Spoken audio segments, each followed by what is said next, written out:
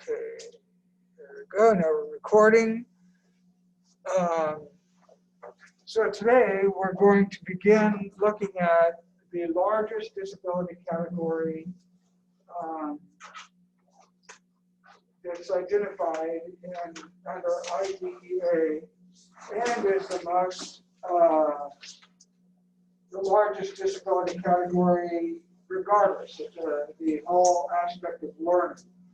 And so we're going to dig into it today. I'll share my screen. Then after a couple, 3 or 4 slides, then I'm going to break you guys out into the, hopefully it'll work again this time, the break rooms. And you guys will have an activity to complete.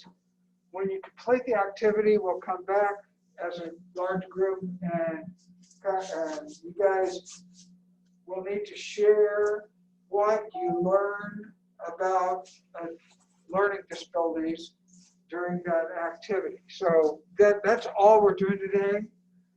So it'll be, I'll introduce, and then you guys get to work on the activity. So if you need if you need a Chromebook, there's Chromebooks. Well, we're going to be working in the Zoom breakout rooms with our other half of the class. Okay. So I think I shared the screen. Share. There we go. All right.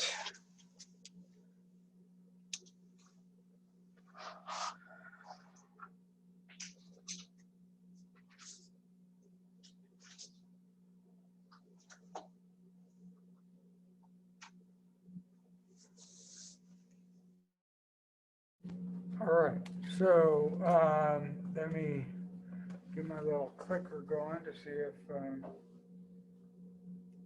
there we go. Okay. So last week, boy, it seems like it was a year ago that we had class. Last week, we started talking about speech and language impairments. And in speech and language impairments, we talked about 2 distinct issues. You had speech, which is the production of sounds and words, and then you had language, understanding the meaning of the language. So speech is the speech issues, articulation, fluency, etc., are not always directly related to a learning issue. It has emotional, maybe social ramifications, but language will always have a learning issue associated with it, because if you think about it, if you don't process language correctly, can you learn? No. So think about kids that are having problems with processing and understanding language. And you guys have grown up just like I did with the Charlie Brown television shows. When they represent the teacher, what do you hear? That wah, wah, wah, wah, wah. If you think about processing language, that's the way the kids hear it. And so they're not able to understand the meaning of the sound symbols that are coming across with somebody. So you've got to work with them to understand and help learn about language. It can have a direct relationship to a specific learning disability. So specific learning disabilities are, we'll get to the idea definition in just a second, but this list right here on your screen are the specific learning disability categories or conditions, very specifically. So you have basic reading skills, which is when you think of the big 5 for reading, it's the phonemes and phonemic awareness pieces. Being able to associate a sound to a symbol. So that's the big one. So it's the phonemes and phonemic awareness.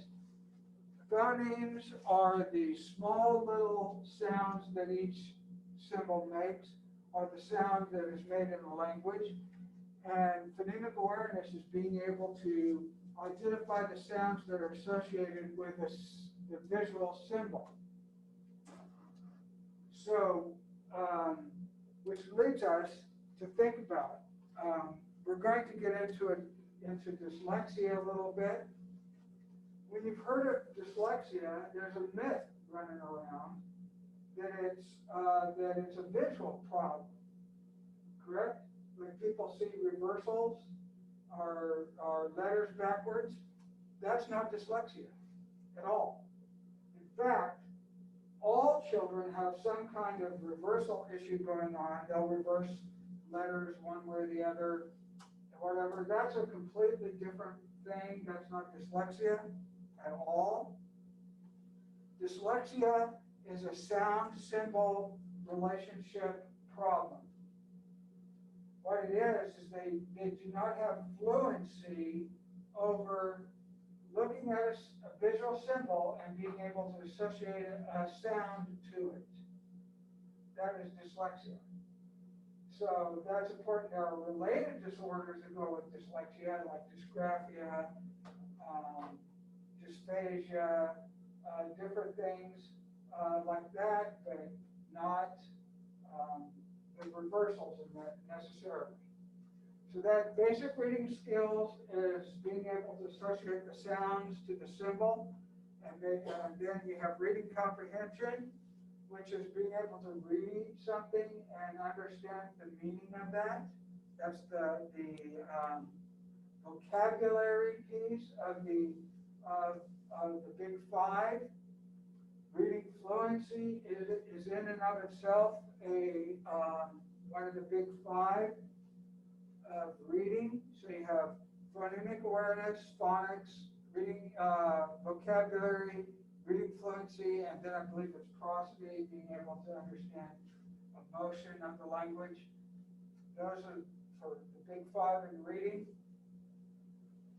I'll check that in just a bit. But so that's the reading grouping of specific learning disability. Then you have math calculation. That's being able to add 1 plus 1 equals 2, or which now there's all this argument over. That's not a true statement. But math calculation, math problem solving is using language to understand math, to be able to take information and using math to solve a problem, word problems in other words. Then you have written expression, including spelling. And then you have these two that seem to be directly associated to language disorders. Listening comprehension, being able to understand and process language that's being given to you. And then oral expression, the ability to express yourself in oral language. So these are the 8 areas of the learning disability. These are, and if you notice, dyslexia is not there, correct? But it's captured up there in those 3 areas. So that's the issue. We identify these through a strength and weakness process, identifying where children have strengths and weaknesses using the RTI process, and identifying where the students are really struggling with these items. So this is the list of specific learning disabilities. You will see this in that when you click on learning disability in the Region 18 framework, you'll see for framework for specific learning disabilities, these are the 8 areas that come up. So let's look at the law's definition.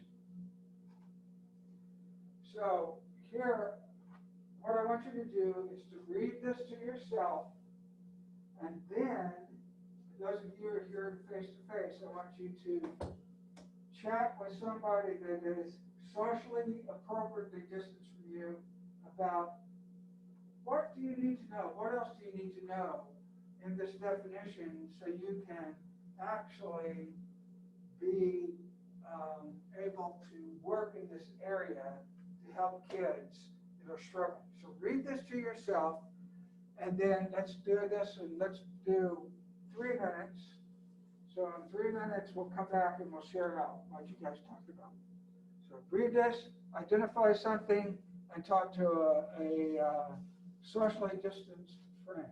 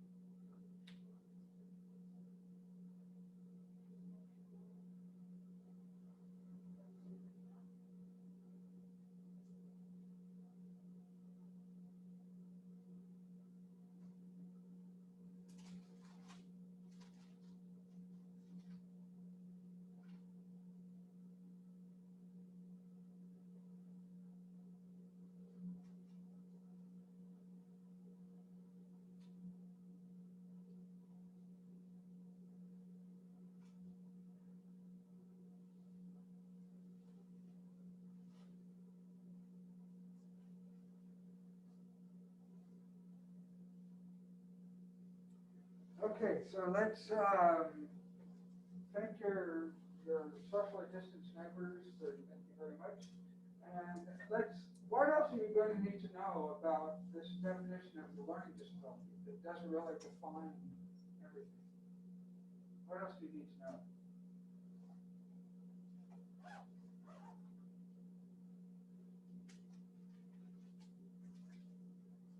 Kind of highlighted something for you that might give you a clue. You guys know what a psychological process is? Does that sound kind of gibberish-esque to you? It's kind of like jargon. One of the basic psychological processes. Well, that's going to be the activity we do today, and you guys are going to be broken up into your breakout rooms or work groups to identify these basic psychological processes. But let's go down more into the definition. It says that it's a specific learning disability, means a disorder in one or more of the basic psychological processes. So, way back when I was growing up, after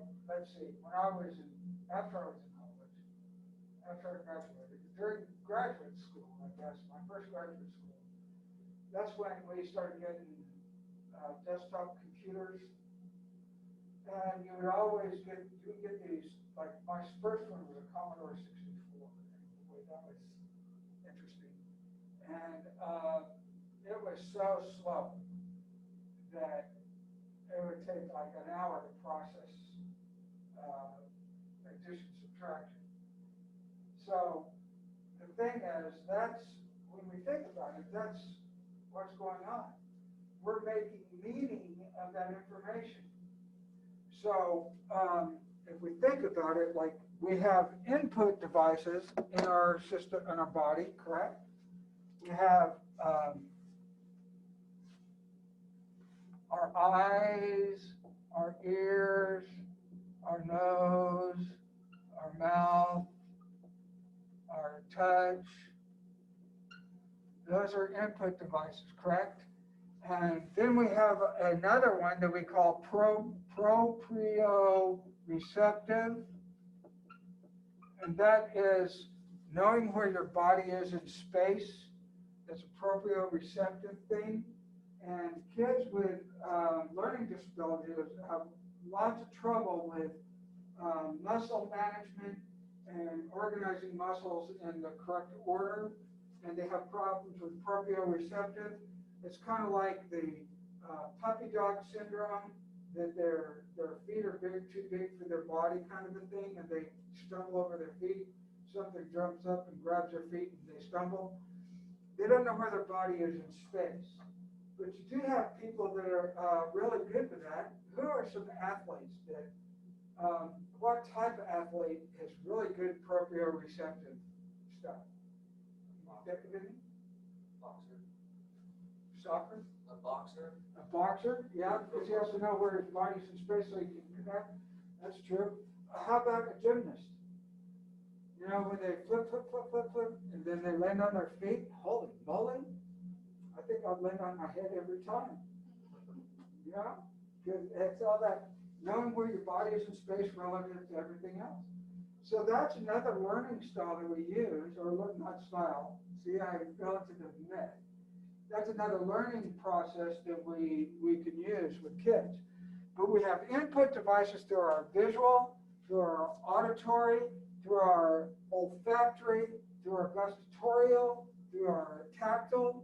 Those are input devices. So we have information out here. So there's information that's coming into us all the time.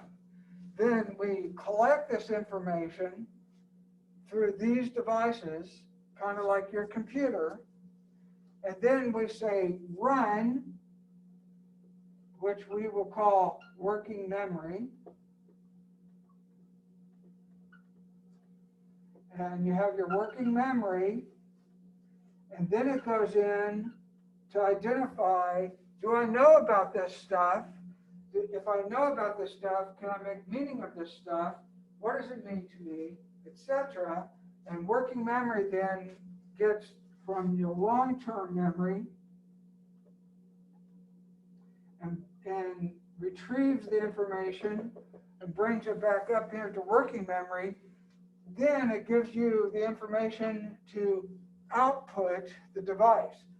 And you might have to do it through talking or through touch or some movement, something that you will do outside your body. So that's the process. So kids with learning disability, there's something going on with the neurological processes that's in their brain that either between here and working memory or here and retrieving it and back up here, something's breaking down. They're not getting the information in a way that they can demonstrate that they know it. And what is learning? Is learning, you input information, you put it into long-term storage, and then you demonstrate it through some way, either a test or an activity or an assignment or a behavior that says that you know something. You show the teacher you know it. Then the teacher collects data on that to say, you know that, right? Well, there's something that breaks down between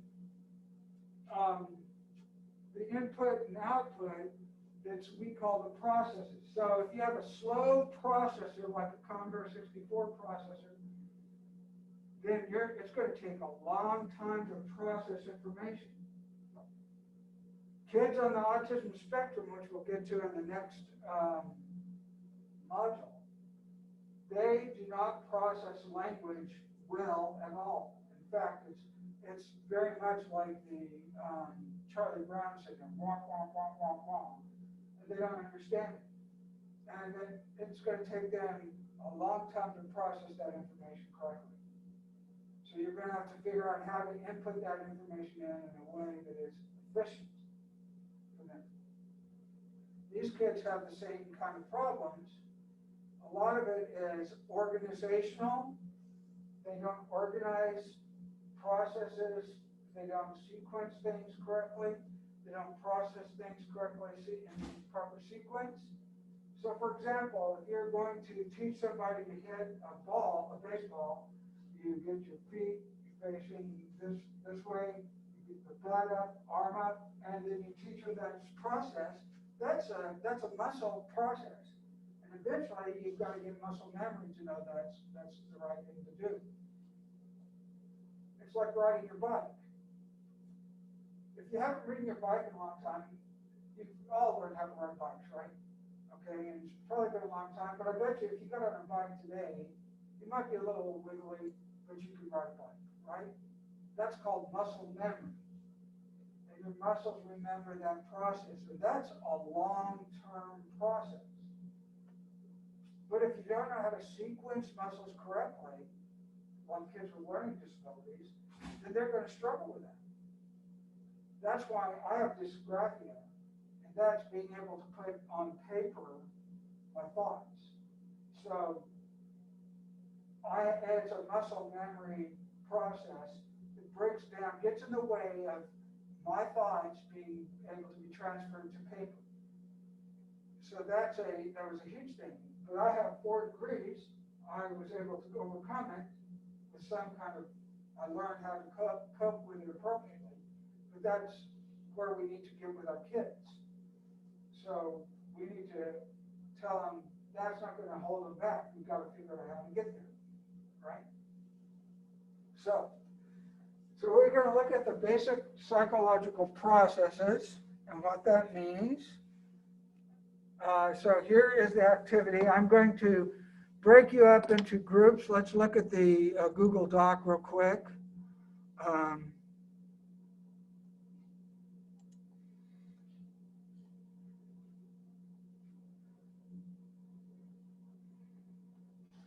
So here are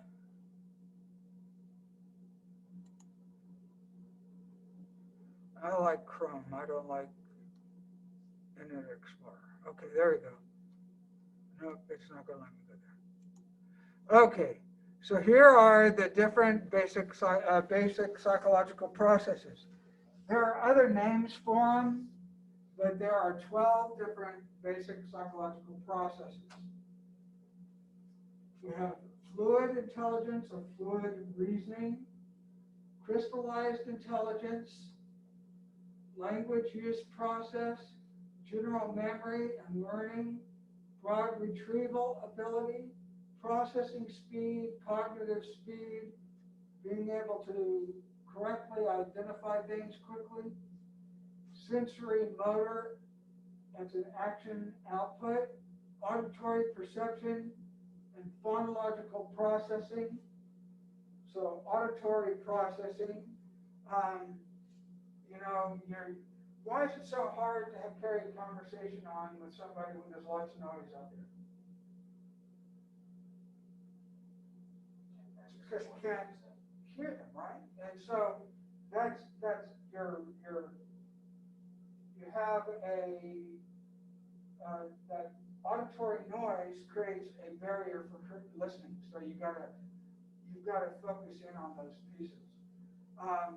Quantitative knowledge, quantitative means what?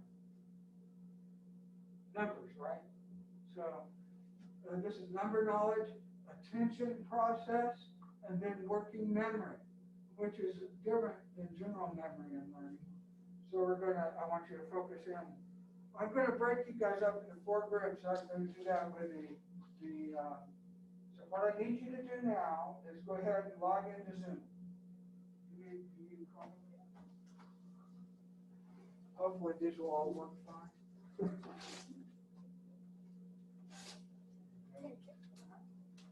And let me know when you've logged into Zoom, and I'll get you guys all set up into work groups.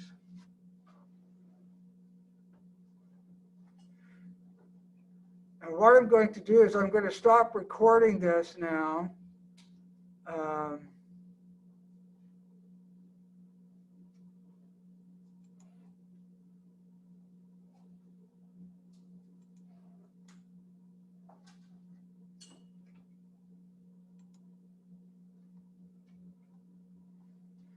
a way to stop recording. I'm going to stop the share for a second so I can stop the recording.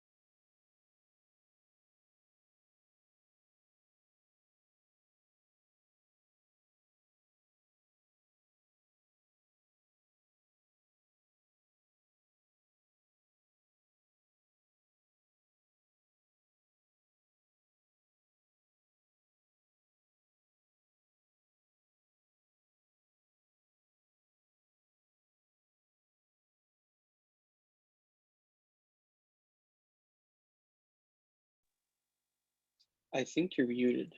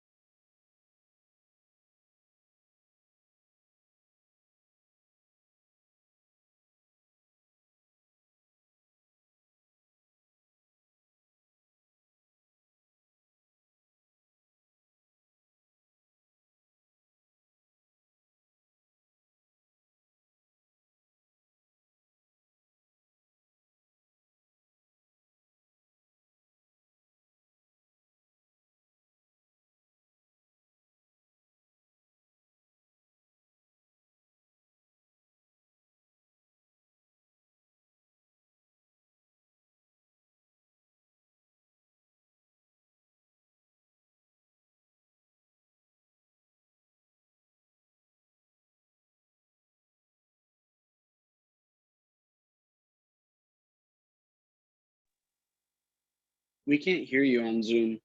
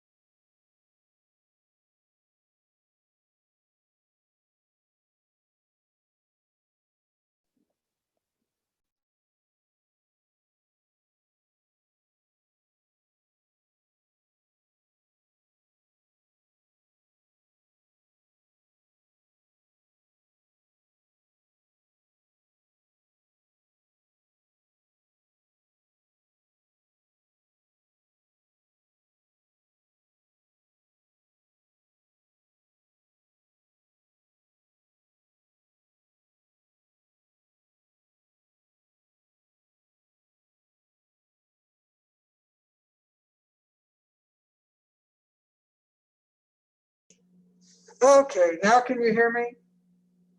Can you hear me now, guys? Okay. Yes. All right, so then, so you have memory systems over here. I'll share this information with you guys in the graphic so you can have it. You have short-term memory that's passive, lasts only seconds to no more than a minute or two. Working memory is where you manipulate the items, and long-term storage. Long-term storage is the same as the crystallized intelligence. That's where that's all housed. Your working memory is your fluid intelligence. And that's where you problem solve things. So that's all those elements there. So let's walk through this. I'll just share your information real quick.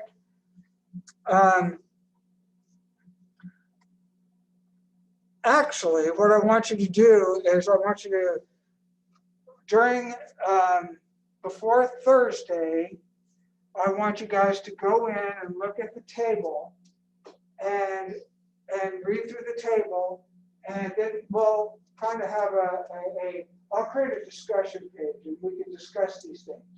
So that way it'll be, you type in your discussion stuff. And because I think it's important that we kind of wrestle with these things to get a better understanding.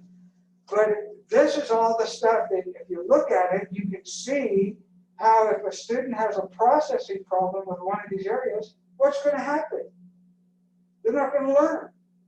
If they don't have if they cannot store information into their hard drive and then go retrieve it, that's a problem. If you have organizational skills that you have the information there, but you can't remember how you got to it, that's a problem. Kids with organizational difficulties or kids, you look at their backpack, and if you ask them for a certain piece of paper, they have to dump their whole backpack out and go through each piece. Do you know people like that? Yeah, I was one of those kids. And so think about that. If they're having to go through each piece of information in their brain to give you an answer, is that going to slow down processing? And that's an organizational difficulty. On Thursday, we'll start talking about things we can do to help those things, okay? So that's what we'll start doing on Thursday. And so for Thursday, I want you guys to go through the chart. I'll create a discussion page. We'll go to the discussion board and kind of work through those pieces. Any questions? Good work today, guys. I know it's not always the same doing it distance. You guys did a good job. Thank you.